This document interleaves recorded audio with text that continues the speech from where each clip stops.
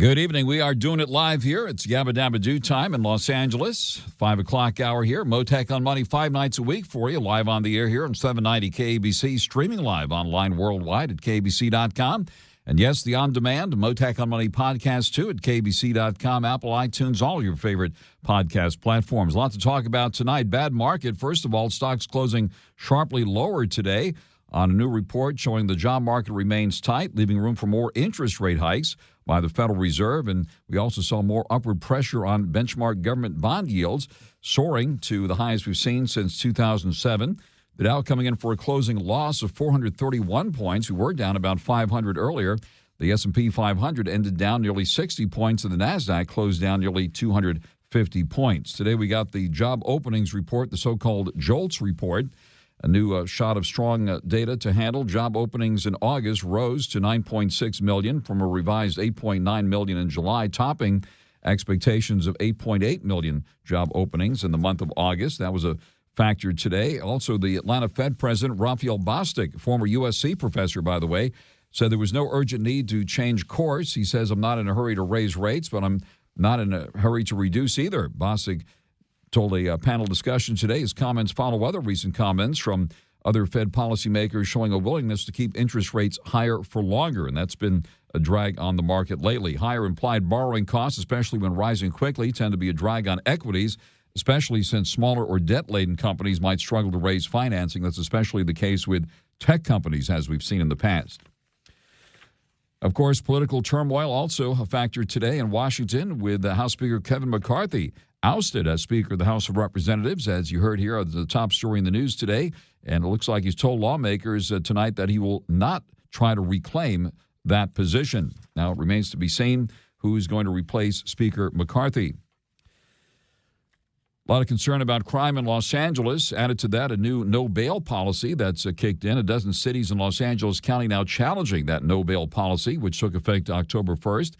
Looks like those cities are taking legal action against the policy, arguing that it will lead to even more repeat offenders out there on the streets. I'll discuss what's happening tonight with the Honorable Dennis Zine, former L.A. City Council member, former LAPD sergeant, current LAPD reserve officer with more than 50 years of service to the City of Angels. Dennis Zine will be live with us later this hour. The hot labor summer continues. Looks like the actors' strike still underway, but talks are set before the week is over. The UAW strike, meanwhile, continues, and one of the big three Detroit automakers being struck is now laying off 164 more workers due to the UAW strike, and that brings the total number of workers furloughed in connection with the strike to more than 2,100, and more than 18,000 jobs could be lost in Michigan by the end of the week as the big three automakers are hit by the UAW strike. It turns out that one of the electric EV truck makers, meanwhile, is losing more than $30,000 for every truck it makes. We'll get a thorough update tonight on what's happening in the auto industry from our auto expert, Lauren Fix, our go-to expert. Lauren Fix, editor-in-chief of Car Coach and the co-host of the Total Car Score podcast. Ready for some R&R? Well, all this week, KBC is your chance to win a relax and rejuvenate getaway to Westgate, Las Vegas Resort and Spa, which includes a 2-night stay at Westgate Las Vegas Resort and Casino. I'll have that announcement coming up later this hour, too. Another reason to stay tuned. But first, on your markets, the money, the economy, inflation, higher gas prices. Let's not forget about that. And the whole works tonight. Joining us live, money manager Gabriel Wisdom, managing director at American Money Management and author of Wisdom on Value Investing. Gabriel, thank you very much for stepping up to the plate. And the worst day we've seen for the markets in at least a couple of months here, with the Dow down about 500 at the worst level of the day. Give us your reaction to what just happened here. Well, Frank, it was a historic day, certainly the first time in American history that a Speaker of the House has been removed. It hasn't even been tried in over 100 years. The last attempt was back in 1910, and all this occurred after the market closed. And the maneuver could threaten a government shutdown again. We're only 43 days away to another attempt to restore fiscal responsibility. We got that extension to November 17. And the other thing about this is it creates some chaos. Economic observers are looking at gridlock that could come from the consequences, and perhaps the last thing really we need is gridlock and chaos when we have a suffering supply chain And of course, the FAA got an extension to the end of the year, but that might be on the ropes. I mean, we need the Federal Aviation Administration. We need these government agencies. So a very disruptive day. Certainly, on the air live with Gabriel Wisdom, and certainly chaos. The market doesn't like uncertainty, certainly, but gridlock, we've heard the market actually likes it, at least when under normal circumstances.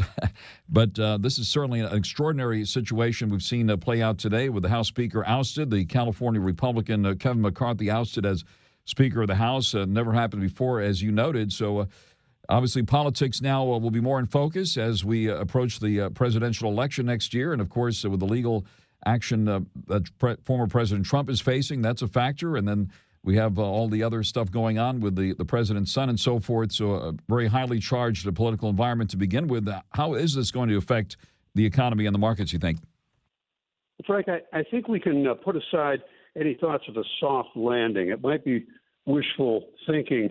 Bloomberg Economics came out with 6 reasons why we will have an actual recession probably in the first quarter of 2024. And they pointed out that most officials get it wrong when it's just our natural tendency to be optimistic.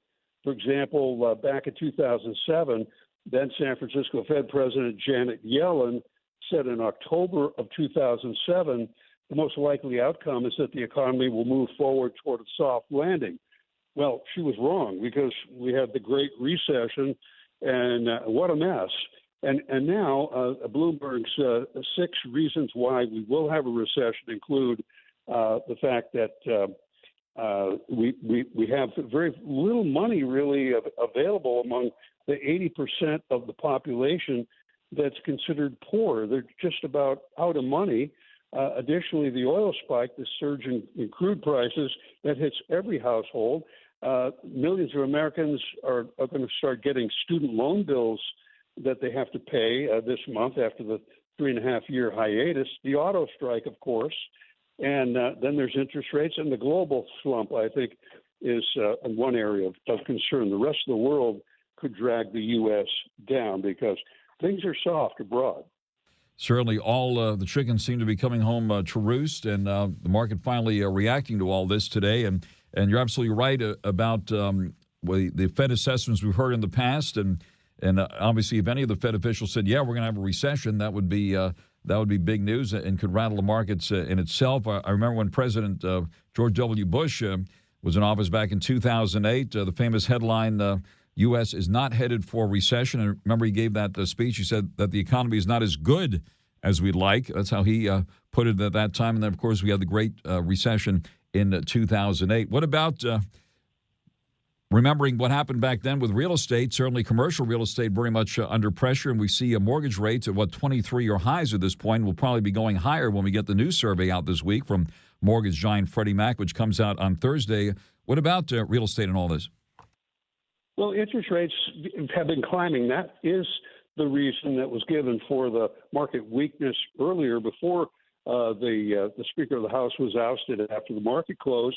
And what's interesting, Frank, is that interest rates went up, bond prices fell, not for the normal reason. Some of the economic news that typically moves interest rates has been pretty soft, not just the labor market the news, clearly that's pretty robust, but some of the other numbers are soft. But there's a worry that the escalating federal budget deficit would increase more supply of bonds as the government has to borrow, and more demand for borrowing on the part of the government pushes rates higher, and that was the reason why rates went up today. And then on top of that, you had the Fed's Governor Michelle Baumann, who said yesterday that she sees a risk that the rising energy prices could reverse progress on inflation, and she favors raising interest rates further and for longer. So, it just appears that rates want to go higher. On the air live with money manager Gabriel Wisdom. And let me ask you this, on the political front again here. I don't know if you saw Charlie Gasparino's article over the weekend. Despite Wall Street and voter reservations, the money is on a Trump-Biden rematch. What do you see ahead as far as the market is concerned, if that is indeed the case? I really don't know because we got a lot of time. A lot of things can happen. Plus, the former president is under enormous pressure. He's being attacked from all sides, and a lot of this is of his own making, apparently. And then Mr. Biden will be the oldest president in our history, and he's having some issues. There have certainly been some gaffes. Unless that's fake news, we don't know. It's just too far out to tell. I like to make forecasts that are 1 to 3 months out. I think that's a safer bet. All right. Appreciate that very much. And what about those oil and gas prices still hovering for oil around $90 a barrel? And you're among us here in Southern California, Gabriel, so you see what's happening at the gas pumps here with prices at or near record highs at this point. Obviously, from a consumer standpoint, it hurts. From an investment standpoint, we've seen ExxonMobil hit a new high recently. Give us your assessment of what's happening with the energy prices here. Well, today, Frank, all the winners in a down market were, for the most part, energy-related companies, and the publicly traded energy companies are spending a very small share. Every Monday, Rich Eisen and Chris Brockman react to what's happening in the world of football on Overreaction Monday. The AFC North. Mm-hmm. Not all 4 teams going to make the playoffs. More likely than not. More likely than not, right? Okay. And I know they've been the king of this jungle for the last few seasons. The Cincinnati Bengals, Rich, are going to miss the playoffs this year. This is an overreaction. Bengals are not only making the playoffs, they're winning this division. Oh. Again, for a third straight year. Overreaction Monday, the podcast, wherever you listen. Of their cash flow on future oil and gas projects, despite no decline whatsoever, really, in demand. And a lot of that has to do with our politicians putting pressure on legacy energy companies to reduce or eliminate the efforts to find more of what we need so quickly. It's disruptive, and we're all paying for it. All right, and where do you see the price of oil go from here, given those economic pressures now that we're seeing around the world? China has been mentioned, obviously, as also having great difficulty impacting the global price of oil, but we see a Brent crude in London, the international benchmark, also still hovering around $91 a barrel at this point. Any predictions on where oil is going from here? Will it hit 150, which some analysts expect? I wouldn't be surprised if oil were to go up another 20 to 40%. The second biggest economy, China, which you mentioned, is having a substantial real estate crisis. Another shoe is about to drop. In the Euro zone, lending is contracting at a faster pace than it's been in some time, certainly since the last debt crisis. And there's already stagnant growth in much of the foreign markets. Yet, at the same time, we all need energy, and they're consuming lots of it. So I have to guess that energy prices go higher. I'm in no mood to go sell traditional energy stocks, that's for sure. On the air live with Gabriel Wisdom, we're speaking on a day in which the Dow plunged 431 points at the closing bell today. The S&P 500 down nearly 60, and the NASDAQ down nearly 250. What do you think is going to happen tomorrow? Well, I wouldn't be surprised if we get some sort of a recovery. October is historically the beginning of a very strong stretch. It's been among the best months historically because we go into the Santa Claus rally and all the holiday activity. So the calendar's flipped. Stocks are moving from the seasonally weak time to the strong time. I wouldn't be surprised if we don't start seeing higher markets. And in fact, the Standard & Poor's 500, the 500 largest companies that trade publicly, have dropped on average somewhere around 7% in the prior market. They could certainly retrace that, and we get a 14% bounce, and then higher from there because earnings are rising. At this point, Gabriel Wisdom, where are you putting money now and or taking it off the table? Well, Frank, I do like AI and I like automation. Today, Chipotle, the fast food chain, maybe in response to the high minimum wage information that they keep getting, they've tested a robotic line to make burrito bowls, and they've made a new automation push there. Now, they already have a lot of robots and other automation there at Chipotle, and I think we're going to see a lot more of this everywhere. So I like AI and I like semiconductors. I noticed that Intel has a spinoff today. It was one of the few technology stocks that rose in the down market. I think it's very cheap here, though it's still a turnaround. And then finally, on the auto industry, I saw something that got my attention. The picks and axes of the electric vehicle rollout. ChargePoint Holdings, CHPT, very, very beaten down company, yet they keep adding these electric charge points. They've delivered more than 188 million charging sessions to date. The stock's been killed, and it looks interesting to me. I haven't bought it yet. Finally, Blink Charging is another one, BLNK. That's down some 72% so far this year, yet revenue and earnings are growing. In this high interest rate environment now, the tech stocks, as we've seen in years past, are very sensitive to interest rates. What about the Magnificent Seven in this environment? Well, I do like them, but for the market to go higher from here, it's the leadership has to broaden from 7 or 8 very rapidly growing companies, and that's what I think we're beginning to see. So I wouldn't be surprised if bank stocks and financials start to work. Also, utilities have been very hard hit because they're interest sensitive.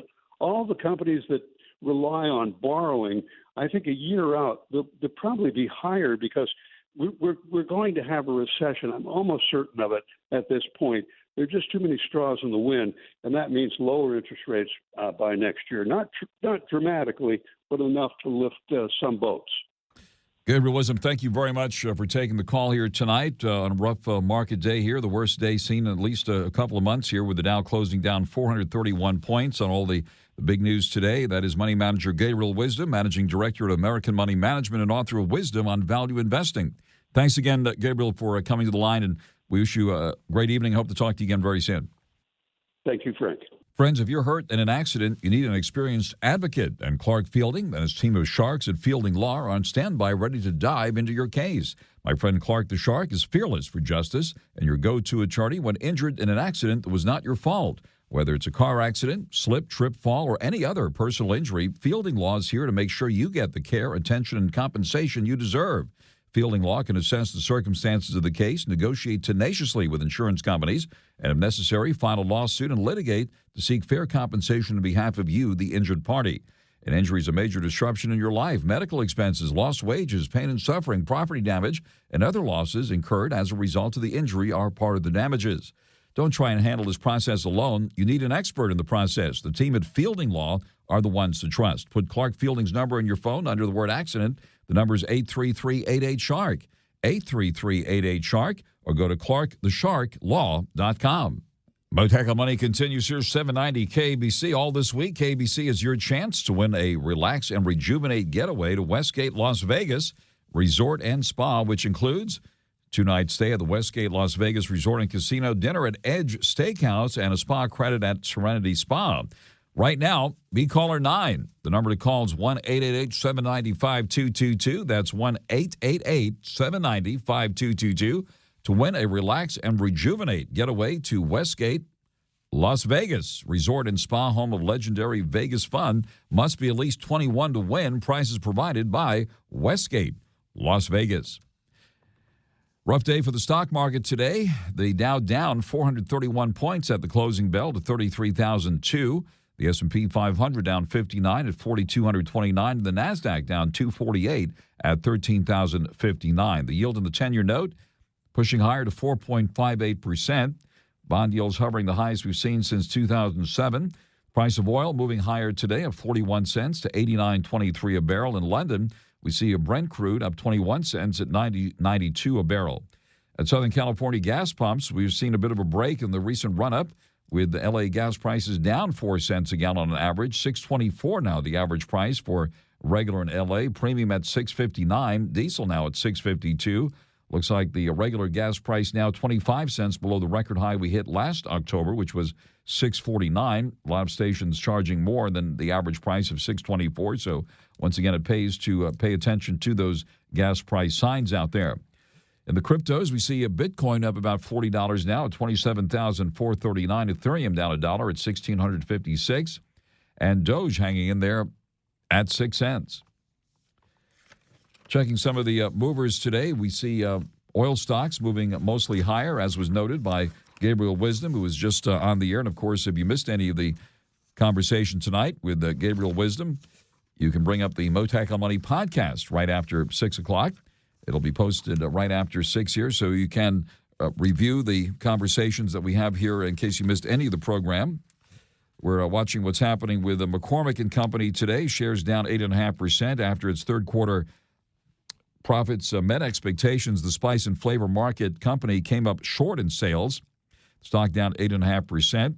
Shares of EV startup VinFast, that's the Vietnamese automaker, which has its U.S. headquarters here in Los Angeles, down nearly 5% today, taking the stock well below the $22 listing price when the company made its NASDAQ debut just about 2 months ago. And Krispy Kreme stock ending higher by about 0.5% to $12.51 after the company says it's exploring strategic options for Insomnia cookies, including a potential all-cash sale. Krispy Kreme donuts raising the dough a bit today to $12.51 a share. Mottek On Money continues here in 790 KBC. The smash and grabs continue out there. Crime running rampant here in the Los Angeles area. Controversial zero bail policy has now kicked in Los Angeles County starting October 1st, ending the years-long standard of setting cash bail amounts for defendants that went along with the severity of the crime they're accused of committing. We heard from the L.A. County Sheriff Robert Luna telling the Board of Supervisors last week that the communities have not been shy about telling the Sheriff's Department how nervous they are about this change. He said that crime victims who see offenders' immediate release from custody are left with little confidence in the criminal justice system.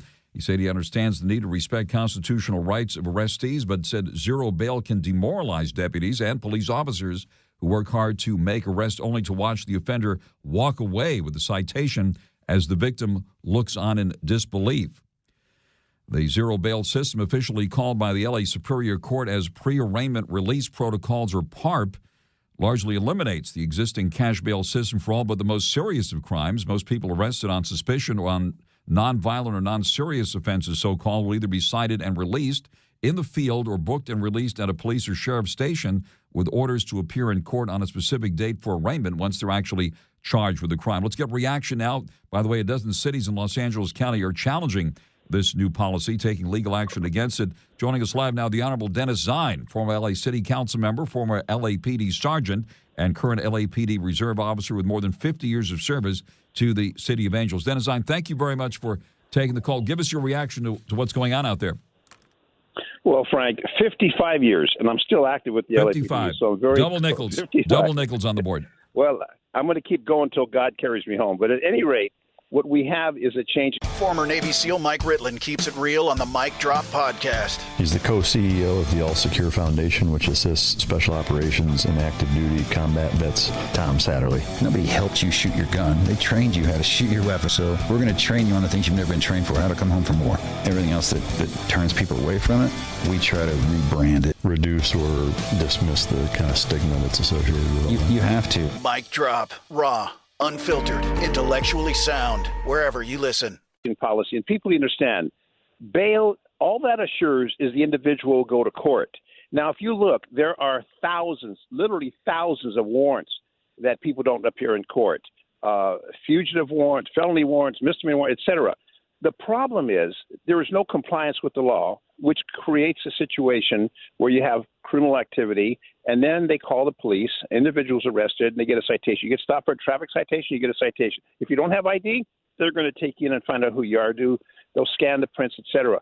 So I don't really see this as a huge issue since the bail situation has been in place for many, many years, and all the bail does is they put that up. Now, what happens if you skip bail, they've got the bail agents that go after you in addition to law enforcement. Now, with this situation, is it going to create more of a problem, more people skipping out? It may create that, but the problem is once bail is posted, the person can flee the jurisdiction, which many of them do. There are thousands of warrants in the system just in L.A. County.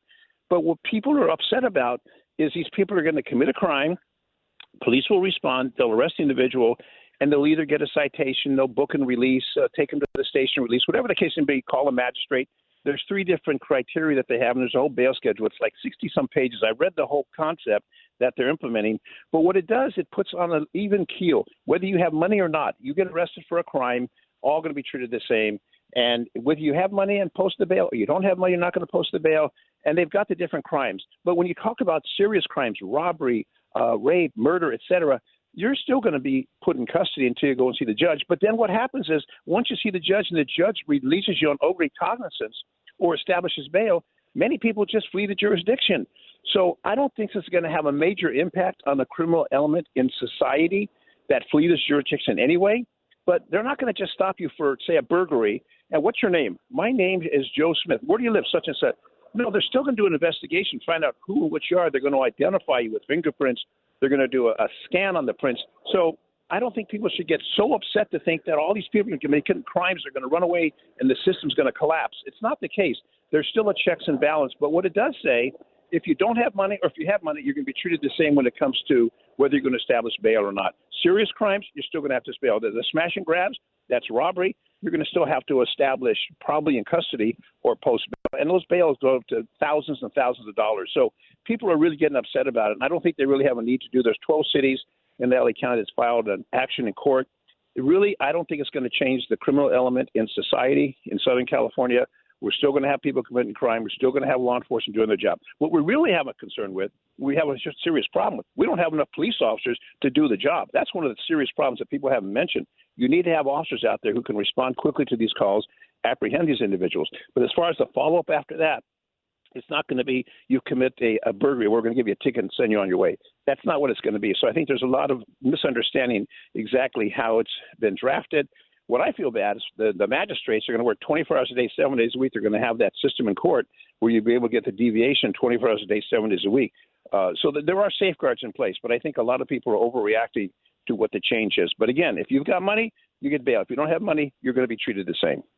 On the air live with the Honorable Dennis Zine, and certainly what you say pulls a lot of weight on this subject, so thank you for taking the call on this. What about what the sheriff has said, that this zero bail policy can demoralize deputies and police officers out there who work hard to make arrests only to watch the offender walk away with a citation as the victim looks on in disbelief, in the sheriff's words? Well, you have to understand, you're in the position as a law enforcement officer to enforce the law. Whatever the laws are designed to be, you enforce them. We don't make the laws, we enforce the laws. You just have to have your mindset. This is what it is. We're not going to save the planet. We're not going to save society from criminal activity. We're going to do the job that we need to do in a professional manner. So as far as having the bail, you've got to have some safeguard that the people will go to court. But then what happens, say you post bail, and then you skip the jurisdiction, you flee to another country. If you check to see how many thousands and thousands of warrants are outstanding around this country for people who posted bail and they fled this jurisdiction or their own recognizance and released on own recognizance and they fled, there's thousands of those people that are out there. There's already thousands of them. I don't think this is going to impact one way or another. A person's going to answer the charges eventually. And when you have these very serious charges, we want to make sure the system's in place. For the serious charges, the serious felony violations, there's still going to be a bail or you'll sit in jail until you see the judge. But again, once you see the judge can say, okay, I'm going to release you on your own recognizance. Then you're free to go roam around again. So we need to look at this criminal justice system, exactly what is there to safeguard the public. It'd be nice if we didn't have any crime. But what I keep coming back on, we don't have enough police officers. We have less than 9,000 LAPD officers. When I keep on talking about the numbers, that's everything from the chief on down to the rookie in the academy, including detectives. People are sick. People are injured on duty. You don't really have that many police officers out there, not only in the city, but the county. LA County is trying to hire 1,000 deputies. Highway Patrol is trying to hire 1,000 highway patrol officers. I mean, that's incredible numbers. That's how short-handed we are in law enforcement. People are looking for a job. Join law enforcement. If you're looking for a career, the militaries, they're desperate also. All these government services to help people, they're bleeding for bodies. They need to have people go out there and do the job and make it a safe community. That's the bottom line when we really come to it. This, as we watch one video after another, including live coverage. Somebody flipped their wig last night in that chase there. That was crazy, right? And the smash and grabs and all that. Is it getting worse out there, Dennis Hine?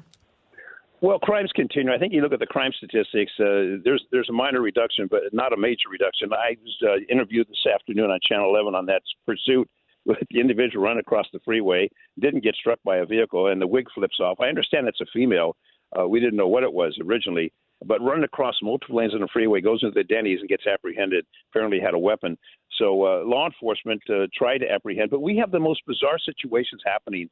The criminal elements become more and more brazen, and the officers have more and more risk. We look at the poor deputy who stopped at a red light and gets executed, murdered, assassinated, just because they're in uniform in a black and white car stopped for a traffic light. I mean, it's become crazy. But as far as the crime statistics, crime is going up. There's no question about it. People need to be safe. We have a CCW law. You can now apply for a CCW, but then the governor puts so many restrictions. Basically, you can't carry it outside your house. So what's the law when the Supreme Court says you can have a CCW, but then they put all these restrictions? I think it's going to be challenged. People are concerned about safety. People are concerned about smash and grabs. People are concerned all across the board. But what we need is sufficient law enforcement, professionally trained, and doing a professional job, protect people. If you commit a crime, there's still the rights that you have as a criminal, and we have to subscribe to those and apply those appropriately. We can't just take justice into our own hands. You can't do that. In 55 years in law enforcement, I've seen it go from one extreme to the other, where people used to respect law enforcement. There is little to no respect for law enforcement, whether the parent or the child, and that's a sad commentary, how the society has turned on law enforcement, and it's no longer really respected as it used to be. And that's why they have such gaps where everyone is hiring. I think it's up in Northern Cal, they're paying $70,000 signing bonus and $110,000 to start. LA can't compete with that. So we need professionals to do the job in a dedicated manner. And that's what we subscribe to. But the bottom line is for people, are you safer now than you were before? I don't think you're much safer now than you were before. And that's why the Supreme Court says, okay, you can have a CCW. And then the governor says, no, you can have it, but you can't carry it anyplace. The Honorable Dennis Hine, former Los Angeles City Council member, former Los Angeles PD Sergeant, current LAPD Reserve Officer with, yes, more than 55 years of service to the City of Angels. Dennis Hine, thank you very much for taking the call live with us here this evening.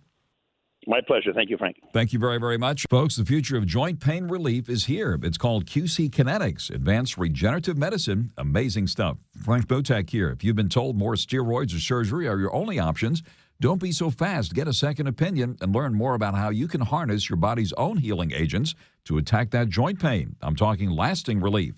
QC Kinetics does not mask the pain. These treatments go right to the very root of the problem, using concentrated healing properties placed directly into your joint to restore and repair that damaged joint tissue. Imagine living your life this fall, no more pain in your knees, hips, shoulders, or back. No drugs, no downtime, and no surgery. Life's about motion, and QC Kinetics is giving people their lives back with these all-natural treatments. Call QC Kinetics for a free consultation, the nation's leader in regenerative medicine. QC Kinetics, locations in Glendale, the city of Orange, Mission Viejo, and now also in Costa Mesa. The number to call is 213-997-PAIN, 213-997-PAIN. Again, that's 213-997-PAIN. Mottek On Money continues here in 790 KABC. Good evening. The hot labor summer, now the hot labor autumn as the UAW strike continues. Of course, the actors strike continues here in Hollywood. Could be some movement on that this week, but looks like they're still locking horns in Detroit. Latest news here, Ford and GM now laying off 500 more people after the UAW widened its historic strike last week. According to Axios, the automakers confirming that number today. Looks like before the end of the week, there could be 18,000 jobs cut in Michigan. Turns out one of the electric EV truck makers is losing more than $30,000 for every truck it makes. A lot of interesting headlines coming out of the auto industry this week. So let's get the latest now from our auto expert, our go-to auto expert, Lauren Fix, editor-in-chief of Car Coach and the co-host of the Total Car Score podcast. Lauren, thank you very much for taking the call of the UAW locking horns with the big three in Detroit. Give us an update on what's happening. Okay, less than an hour ago, Ford gave the UAW a costly, to them, new offer with more than a 20% raise. So they offered 26%. That brings it to $21 an hour versus the $20 an hour in the last publicly known proposal. The raise is for full-time workers, and that's more than 20% over 4 years from its previous offer. I know that GM has made offers, and so has Stellantis. A lot of them we don't get to see. But so far, we are far, far and away from getting a settlement. This is going to go on for weeks. I just want you to know. And a good way to find out what's going on, if you're really into the updates, is to go to the UAW's Twitter or X account. And you can see that they're planning to stand side by side with the SEIU, which is Kaiser Permanente. They're going on strike as well. So this is not good. When you've got everybody striking, you're talking about millions of people from across the country, literally. And when they all go on strike, that means nothing moves, and it just cripples the economy. So don't forget that Mack Trucks did just settle their UAW strike. That's a good thing. But there's still others out there. And I love the political football that's gone in the middle of this, which is really not needed. But it certainly makes for good conversation. Right. We're seeing things we've never seen before with the president last week, walking the picket lines with the UAW last week. Never seen anything like that before. No, but it was terrible because when you spend our government tax dollars to show up, in Air Force One, and you're on the ground for 12 minutes and only speak for a little over 1 minute, that doesn't really help us. It doesn't help the UAW workers. They really need more. I realize that he's supporting them and looking for an endorsement, but on the next day, President Trump showed up. He was at a non-union plant. They had 300 people inside the plant and thousands outside. I had a friend there on the ground who lives in the Detroit area, and he said he couldn't believe how many people were there. Of course, President Trump makes it a rally because he's really good at that. And it was interesting the different positions of each one, because what the UAW has realized after they agreed to support agreed to support Biden in the last election was that these electric vehicles use 40% less workers. In that case, that means 40% less members or 40% more people that are unemployed, and they don't want that. And so now that they're realizing that these battery plants are being built in non-union states, for example, General Motors' battery plant is in Nevada. Ford is building a gargantuan plant in Tennessee on the border of Kentucky, and all I can tell you is those are both non-union plants. There was also a plant that was supposed to be put up for $3.6 billion that was our tax dollars that was given to a Chinese/Ford partnership. Lots of pushback on that, so Ford decided not to do it. Then the state of Michigan put in more money, bringing it up to $4 billion, and they still said, no, we're going to put a pause on that because obviously the UAW wants those to be UAW jobs. China doesn't want to have anything to do with that. They have their own workers they would have brought in. So that would have been certainly an issue. Certainly. And the economics of all this still being worked out, but some pretty amazing things happening. I believe you did an excellent job with your posting this week showing the EV maker Rivian, right, losing tens of thousands of dollars on every truck it makes. Tell us more about that. Well, their sales were up, but they take a loss of $33,000 per vehicle. So how do you have a loss and make it up in volume? It's basic math.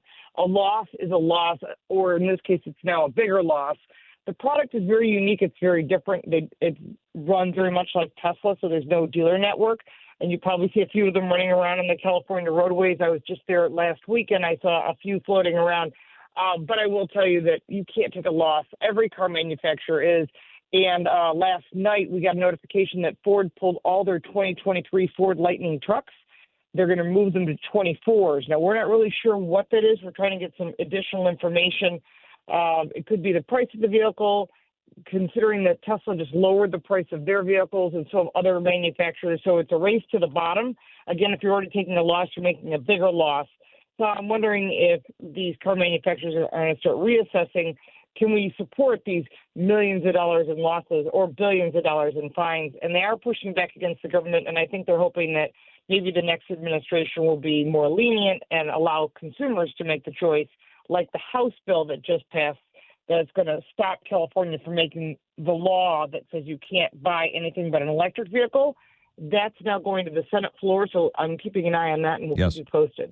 Lauren, thank you very much for that comprehensive update tonight. Lauren Fix, editor-in-chief of Car Coach and the co-host of the Total Car Score podcast, live with us here tonight.